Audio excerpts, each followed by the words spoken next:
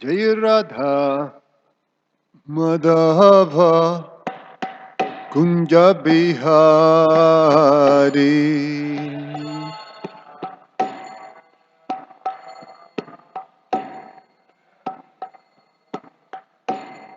Jaya Radha Madhava Kunja Bihari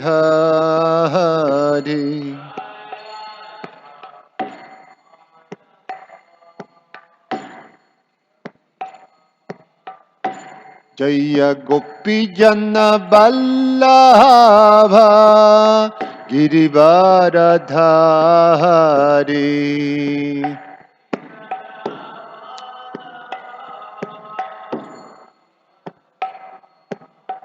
Jaya Gopi Jana Vallabha Girivaradhari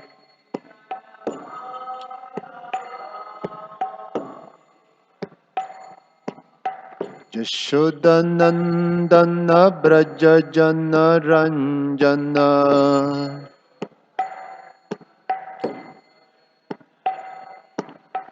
Jashodanandana Braja Jana Ranjana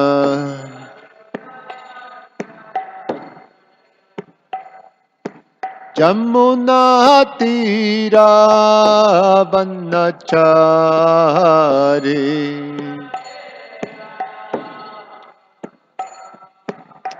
Jamuna Tira Vanachari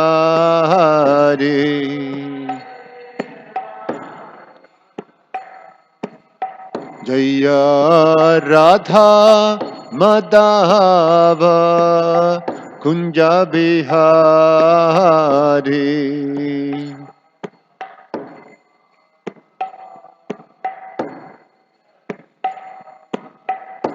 Jaya Radha Madhava Kunja Bihari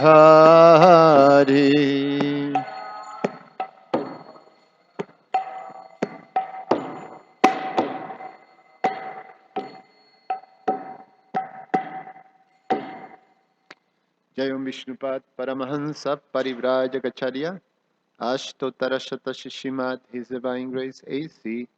Bhaktivedanta Swami Srila Prabhupada Ki Jayam Vishnupad Paramahansa Parivrajagacharya Ashtotarashata Shishimat His Divine Grace Bhaktisiddhanta Saraswati Goswami Maharaj Srila Prabhupada Ki Garantara Shimam Bhagavatam Ki Nitai Gaura Premanandi. Oh, glories to the assembled devotees. Oh, glories to the assembled devotees. Oh, glories to the assembled devotees. Oh, glories to Shishiguru and Shiguranga. Om Namo Bhagavate Vasudevaya.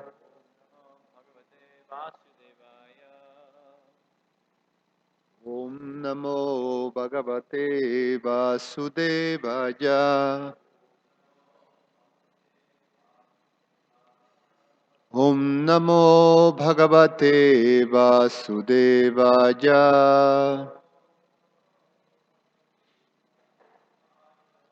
Reading from Srimad Bhagavatam, Canto 10, the Summon Bonum, Chapter 19, Swallowing the Forest Fire, Text 5 through 7.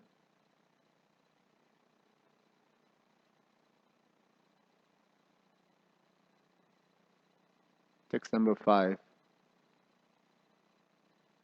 Munjatavyam brashta margam krandamanan swagodanam samprapyatrishita santas tataste sanyavartayam.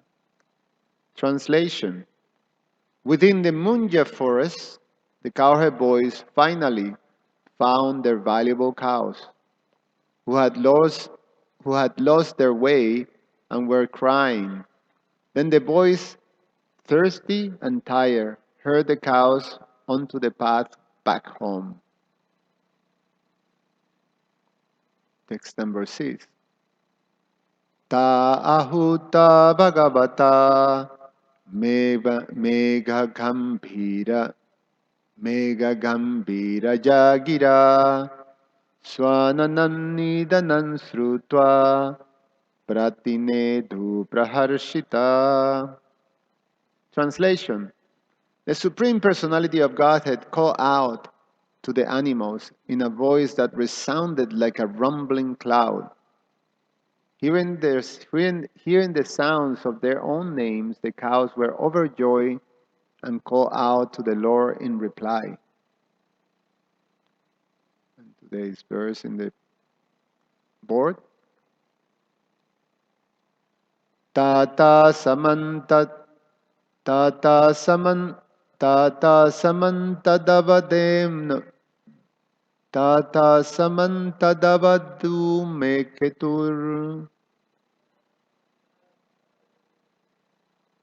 That's not the right metric. Let me see. Tata samanta. That was right? Okay, try it again. Okay, yeah. Tata samantadavadu maketur. Yadrichabhut shajakrit baunukasham. Jadrikchaja bhutsha shayakrit vanaukasham. Samirita saratinol banol Samirita saratinol banol mukair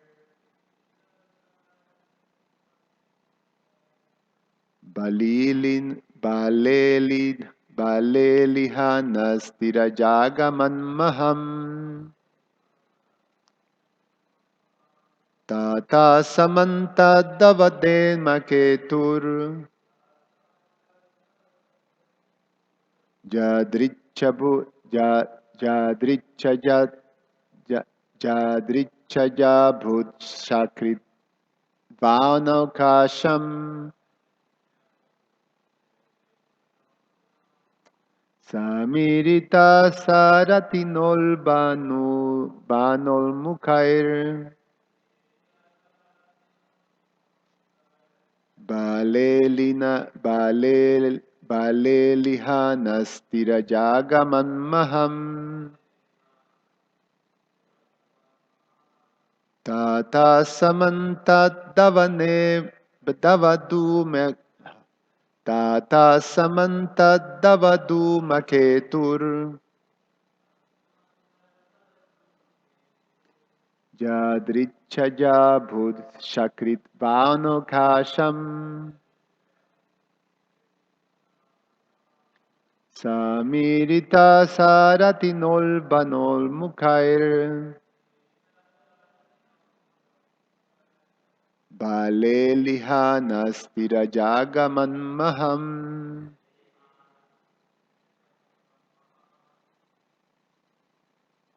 Please, John.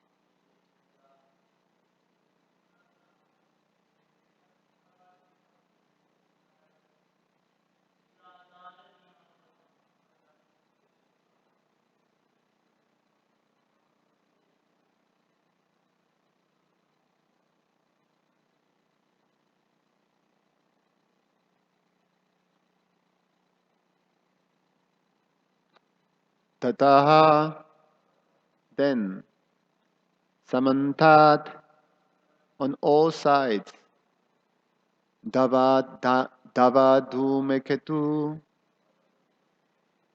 a terrible forest fire. Yadichaya, suddenly, a bhoot appear, Sajakrit, threatening destruction, Vana Okasham, for all of those present in the forest. Samiritaha, driven, Sarathina,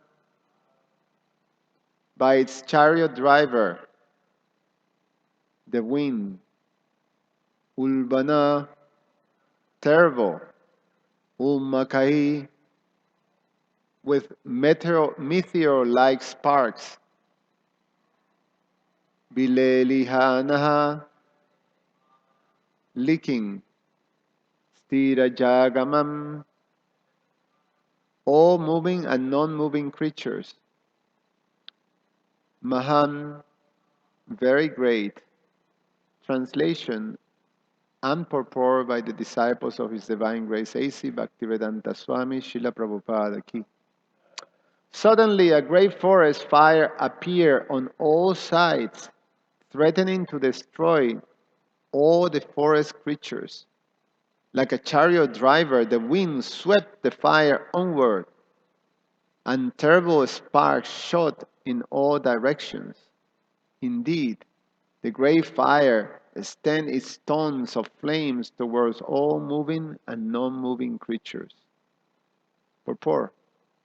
Just as Krishna, Balaram, and the cowherd boys were about to take their cows back home, the forest fire previously mentioned raged out of control and surrounded all of them. Om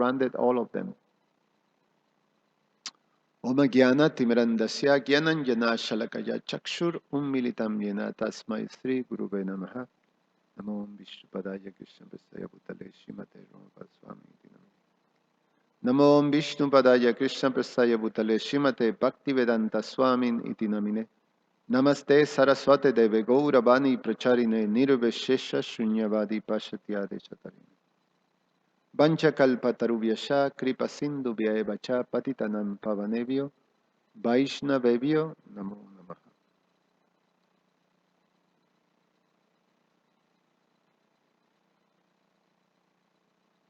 Text number 5. I read again, and I'm going to read the short purpose of Srila Vishwanath Chakravarti Thakur, Srila Jiva Goswami, and Srila Sanatana Goswami.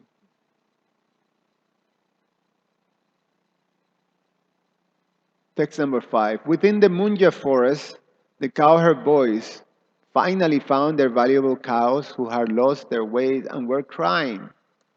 Then the boys, thirsty, tired, herd the cows onto the path back home. Srila Vishwanath Chakravarti Thakur. Finding the lost, crying cows and other animals in the reed thicket, they brought them out. So, the whole pastime is that Krishna, Balaram, and the cowherd boy were so absorbed in their playful pastimes that they didn't pay attention to the cows, and the cows started to drift apart, and then they went into this Munja forest, or this reed thicket, which is basically this tall grass plants that grows very close to the river. Sometimes we see also in areas that are like damp type of spaces, and then you have those very, very tall grasses. So that's the munja. Munja is these tall grasses. When you go to Bandhiravan, the place is there. Is called, I think it's called Munja something, where Krishna swallowed the fire.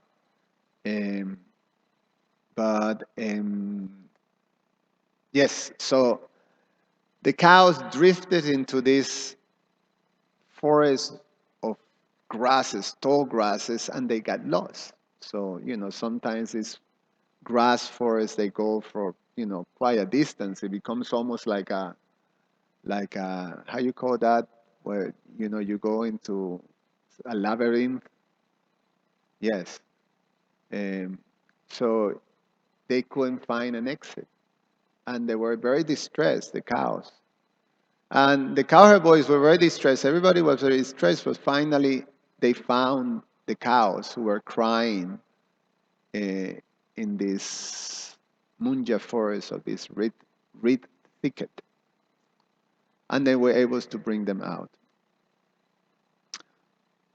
Srila Jiva Goswami, they obtained the cows with all experiencing, they obtained the cows with all experiencing the highest auspiciousness. Samprapya, they returned all together. Sam Niyavartayam, because of wandering all about, they became thirsty and tired. And Srila Jiva Goswami just quoted Srila Sanatana Goswami, so it's the same. So in text number 6, the Supreme Personality of Godhead called out to the animals in a voice that resounded like a rumbling cloud. Hearing the sound of their own names, the cows were overjoyed and called out to the Lord in reply. Srila Vishwanath Chakravarti Thakur. This verse describes how Krishna rescued the cows. Seeing each one, he called out their names and they answered by mooing. Srila Jiva Goswami. What happened when they found the cows is described. The crest jewel of the cowherds called the cows to satisfy the cows and the cowherd boys. He called with a voice like a rumbling of clouds, which was very deep.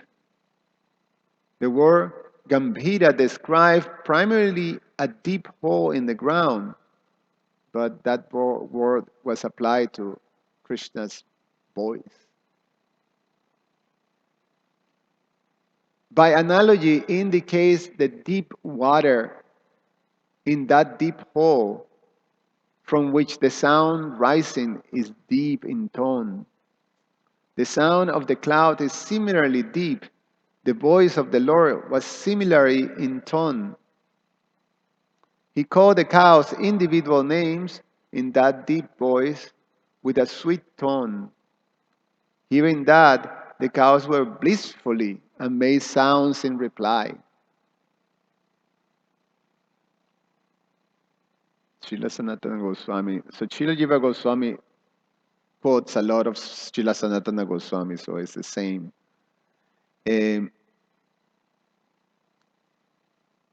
Yesterday,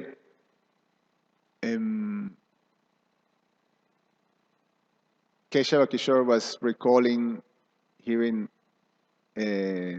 cowherd people, when they do have that relationship of calling the cows by their name. And you see that in Gitanagari, in Vrindavan, at least that's my experience. I don't have much experience of the Goshalas in Vrindavan. I mean, I visit there, but not spending time like in Gitanagari. But I know that I also grew up, in Venezuela, and my grandparents have a farm, similar to what the story that Keshava Kishore was saying. So city kids, of the family will come and spend summers in the farm. Of course, it's not, animal protection, it's animal exploitation. So it was very nourishing as well as traumatizing. It really messed me up, the whole thing. But that's another part of the story. But one of the beautiful things is during the milking, they used to have this type of tradition that they sing for the cows. There's a particular music style in the plains of Venezuela that you sing to the cows. So it's beautiful. There's this beautiful tones, very, very pleasant. See if I remember one. Um,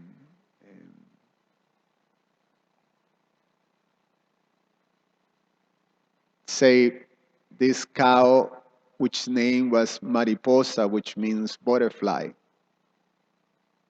And then they will sing, La vaca mariposa tuvo un ternero. So it's like a lullaby for the cows. So they sing like that. And the cow is like, standing there, but you can see there's this sweet relationship.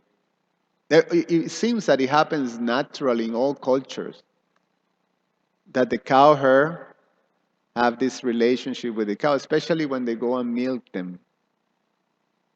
Unfortunately, this horrible Kali Yuga, that at the end, somehow or other, their heart is so messed up that at the end they kill those beautiful animals.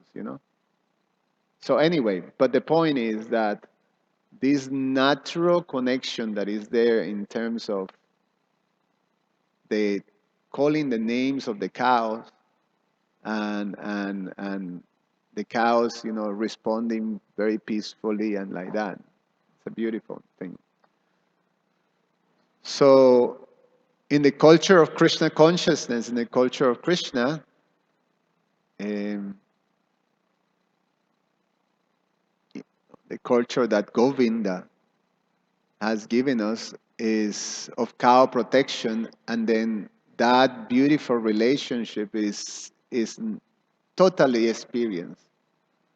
And there is something so sublime about being with the cows when we have that opportunity. I think Bhakta Josh Prabhu has a very beautiful picture of him sort of cuddling with a cow.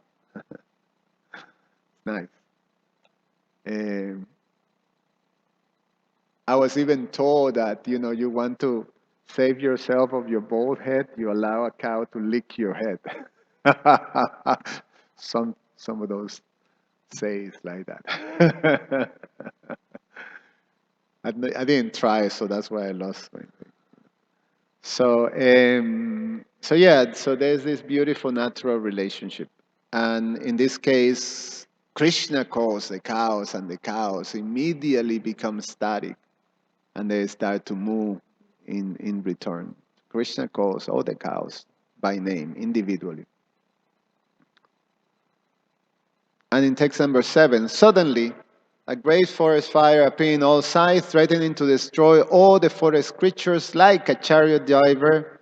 The wind swept the fire onwards, and terrible sparks shot in all directions. The sparks are described like meteor-like. So it was a heavy fire. You ever experiencing a fire, a raging fire? Scary. I mean, when the also, in places like there is a lot of dryness in the summer, and then all of a sudden these fires, explodes, then you can see sometimes, like fire walls just like racing, high, high. And so one time I have one of those experiences, driving in the countryside. And then one of those fires was, there, and you were stuck, so people trying to cross by, so you have to, and it was pretty scary. Um, so this fire is described as terrible, very, very huge, so much that the sparks, were like meteors. Terrible sparks shot in all directions. Indeed, the great fire extended its tongues of flames towards all moving and non-moving creatures. Srila Vishwanath Chakravarti. After reuniting with the cows and waiting to leave that place, suddenly they found themselves surrounded by fire in the forest. It is said that this fire was actually a friend of Pralamba. The fire was stirred by the wind and blazing with fierce flames. Srila Jiva Goswami and Srila Sanatana Goswami. Uh, I'm going to read Srila Sanatana Goswami. After that, the forest fire, which has started previously, now spread in the 8 directions. Or at that time or place, the fire arose suddenly, and by some fate, Some say that this fire demon was a friend of Pralamba. It seems to destroy the inhabitants of Braj, or it seems to want to live among the people of Braj since he entered Krishna's mouth later. Instead of Brajau Kasam, sometimes Banau Kasam is seen. It destroyed with flames like a firebrand all the trees and animals, since it spread everywhere.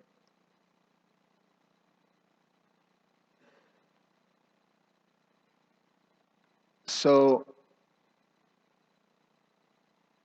the friends of Pralambasura, it is regularly understood, was the one who started this fire to destroy the inhabitants of Vrindavan and destroy Krishna and the inhabitants of Vrindavan, at least the cowherd boys and the cows. So we know these two fires. There was a fire that happens right after Kaliya, right? Remember that one. And then there's this second forest fire. So Krishna, in 2 occasions, saved the Brijavasis from this forest fire.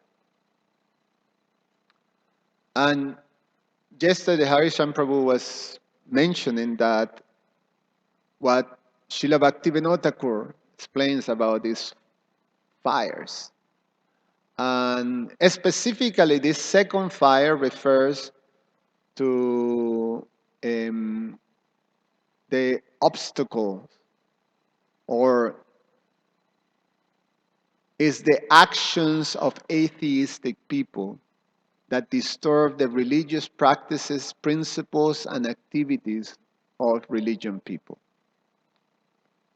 It's basically the fire that is done with the purpose of destroy religious principles or religious practice or the activities of religious people. Srila Bhaktivinoda Thakur write it in this way. The second forest fire represent the disruption of religious principles and interference with religious people by atheism. So, in the Bhagavad Gita, the atheists are described as asuras. Asuram bhava ashritaha. Of those 4 classes of duskritinas, the asuras are among them. Atheistic demons. People that actually not only don't believe in God, but sometimes they become agitated. You know, when they come in contact with God or they hear about God or anything like that. It disturbs them. So the first forest fire is the obstacle of sectarianism that is internally, is within the community of devotees. That's what Srila Bhaktivinoda Thakur say. He write it like this. Extinguishing the first forest fire, intercommunal this external is caused by someone else. The first fire, it happens just like many forest fires uh, um, takes place. In general, you have, it's plains like in bamboos, the fire makes them hit each other, and then sparks start to come, and then poof, fires, takes place. The second one is that it's arson. Some crazy individual, demoniac individual, criminal set, or just simply neglectfulness, you set a fire. It's a purposely set a fire for the purpose of destroying something. So both fires are destroyed by Krishna. Prabhupada says that our movement can be only destroyed by that type of first fire, right? Can be stopped. It can only happen. The only thing that can check this movement is if this internal fire happens. It's from within that can check the progress of this movement. And therefore, Prabhupada's instruction last instruction is that we have to it's a mandate for us, members of the International Society for Krishna Consciousness, to be very conscientious about this and take the order of Srila Prabhupada to learn to cooperate, to learn to become, how you say, to not being victimized by this internal quarreling, or like what he says here, discord. This discord can only happen when there is this Kanishta type of approach to Krishna consciousness. Meaning that in the Kanishta consciousness, we're still very much afflicted by our false ego and very much forced to enact our material propensities. And in that type of consciousness, we actually tend to create this sectarian or groupism. And in material consciousness, the particular feature of material consciousness is that we see externally. We cannot go beyond the external things that we perceive. So in material consciousness, from the perspective of material consciousness, we see these differences. We see external, so we start to see difference. And when we see differences, then we make our choices and we make our distinctions like that. And the natural thing is that we tend to go towards those who are like-minded, like us. Like we can actually relate, that are similar type of backgrounds, similar type of nature, similar type of thinking, like that. It's a natural thing. It's comfortable, and so in material consciousness, that's a natural thing. People, birds of the same feather flock together, right? That's the same. So in Krishna consciousness, it's different. In Krishna consciousness, we see what unifies us. But in Krishna consciousness, we also see the differences. So we see the two things simultaneously. And as, one reality or one truth. Simultaneously, one and difference. differences. That's the philosophy of Krishna consciousness. We don't go into this utopic space of, yeah, everything is one, and try to negate the variegateness and the differences, because it doesn't exist. It's not, it's as unsustainable and dysfunctional as just seeing the difference in material consciousness. So this oneness of things, this is the impersonalism. And materialism is only differences. So both of them have no clue. And both of them create great disturbance in society and in the natural order of things. And both of them can create these fires. So Krishna destroyed this fire. How he destroyed this fire? Well, we prayed that every morning. Sansara dava nala lida loka. Dava nala lila loka. Dava nava means a grace forest fire. It's a grace forest fire that is extinguished by the mercy of the spiritual master, the representative of Shivalaram. We hear from Chaitanya, Lord Chaitanya, that this Harinam, this Sankirtan process that he has given us, destroy the fire of material existence. Is what is it? Cheto Darapana Marjanam Bhava Maha.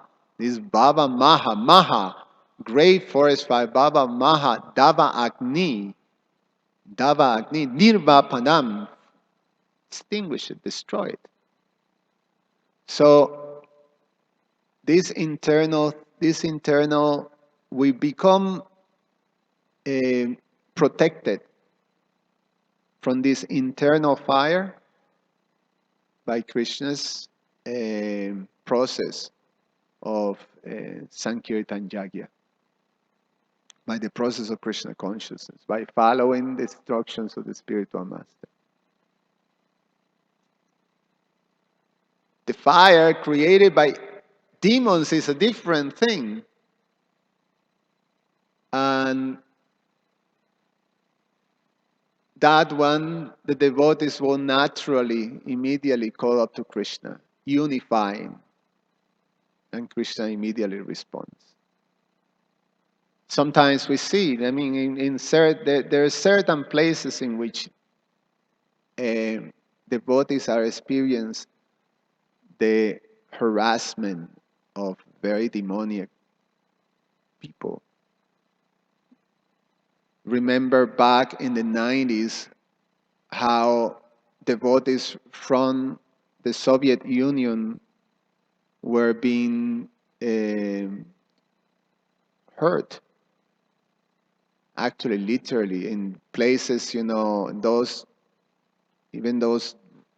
countries that came out of the Soviet Union, but with the whole thing fell apart. Some of them, they destroyed temples. Remembering hearing about devotees having to sort of like run for their lives, like that. So these type of demoniac entities that create these fires allows the devotees to come together actually throughout the world and call for Krishna's help. And the result is that now in those places, Krishna consciousness is flourishing like anything. I mean, when we see the Krishna conscious activities that take place, by the Soviet devotees and Ukrainian devotees, I mean, the thing is like powerful. This type of, thousands of people just coming and doing Sankirtan together. It's pretty impressive how things flourish, So Krishna protects the devotees in that way. Time is now something. I'm going to stop here. I know some of you have to go earlier, and I also have a few things to do. So any comments or questions?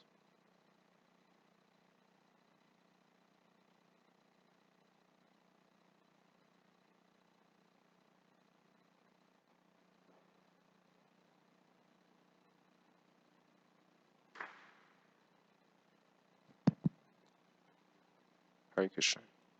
Thank you for your class. And thank you for mentioning those nice points by Bhaktivinoda Thakur.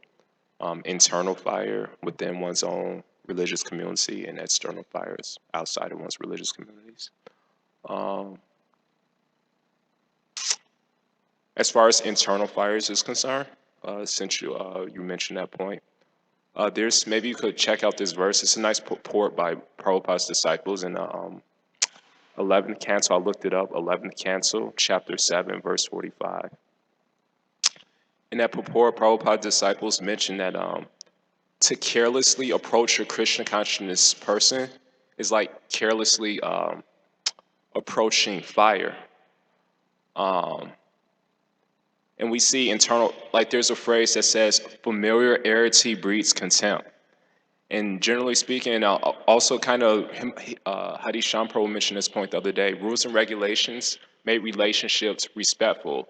And generally among friends, sometimes we get too familiar with each other. I appreciate it because the point I was mentioning yesterday, the same point, actually that's where I got this ideal from, is that fire can be used to help us if we respect it, and fire can be used to hurt us if we get too close. Same with the Vaishnavas, this purport is saying. The Vaishnavas can be used to help us if we respect them. And we could hurt ourselves through them if we become too familiar with them. We could think we could say anything we want. We see in the material world, the Me Too movement, all these news reporters, they say things and do things to people who aren't following any religious principles, and they lose their jobs. So what's to speak of Vaishnavas? So if I had to ask a question, I haven't really formulated a question. Just these are some thoughts I appreciate it, but maybe I think I wrote something down as far as question is concerned. Um, oh, well, my question is, if I had to ask someone, how can we? It's very difficult. It seems like it's practically impossible to not become familiar with people when you see them every day. Then you become closer. So, how do we maintain our respect and our gratitude? When we see people every day, we interact with people every day. How is that possible? Yeah, it's a culture, but we have to also learn how to treat, how to behave. Is there is difference in sort of the relationships that is there with your peers, where those who are your elders or superiors and those who are younger than you or less experienced. So you establish that sort of relationship. Um, Within friends, the principle there's a principle of trust, respect, and service, tolerance. All these things, all these principles, they applied in all the three relationships. Um, um, well, with your superiors, you're not tolerating your superiors. Sometimes you do, like say your parents. They may be like meat eaters or this and that or have some vices. You tolerate, but you respect because they're your elders. So it does apply. All these different principles apply. We learn how to do it. So it's a matter of culture. It's a matter of maturing in culture and common sense. That's the overriding basic thing that is there. So one applies culture. With my friend, yes, there's is a much more, we joke and now we mess around with us, but at the end, there's certain respect, to respect our friend. You respect, say, when the respect comes handy, when we see that there is a difference.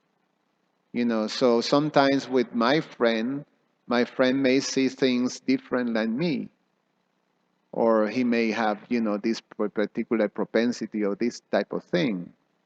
And okay, I respect this guy. I have good friends still that I keep very good friendship, and they're non-devotees.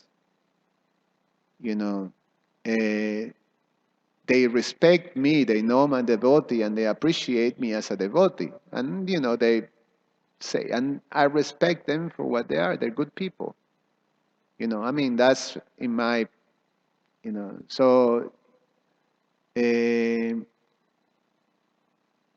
a part of their choices. Some of them, my brother is a Catholic, a devout Catholic. So I appreciate him as a devout Catholic. Um, right on. So respect, common sense, culture. It's about is we grow on that and we cultivate those things, and as we cultivate, we become more mature in the application. Anything else? Yes, in regards to last point, in regards to your, thank you for your answer, first of all. That made a lot of sense. And uh, one last point I wrote down, maybe you could expand on that you mentioned about cooperate. Prabhupada says we should cooperate each other.